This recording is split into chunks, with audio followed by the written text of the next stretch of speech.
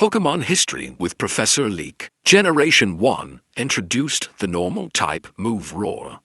In Generation 1, if the user's level is less than the target's level, there is a chance that Roar will fail, between approximately 10% and 25%, depending on the levels of the two Pokemon. The chance of failure typically increases the higher the target's level is than the user's. Specifically, the chance of failure is the following. If Roar is successfully used in a wild Pokemon battle by either Pokemon, the battle will automatically end. In a trainer battle, Roar has no effect. Roar has 100% accuracy and normal priority. Roar can hit Pokemon during the semi-invulnerable turn of Dig.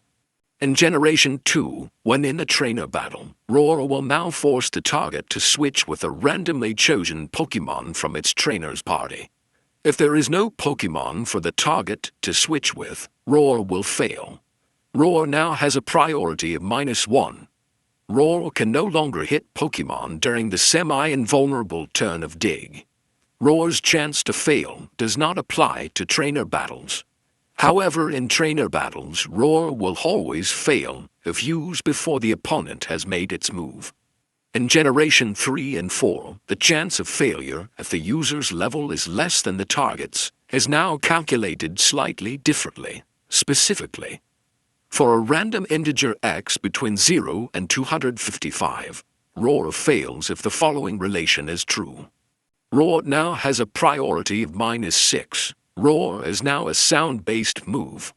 Roar fails when used against Pokemon with soundproof, due to being a sound-based move, or against a Pokemon with suction cups or rooted by ingrain.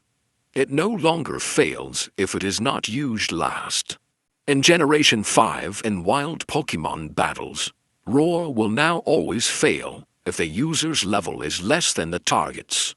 In trainer battles, Roar will now succeed if it hits, regardless of either Pokemon's level.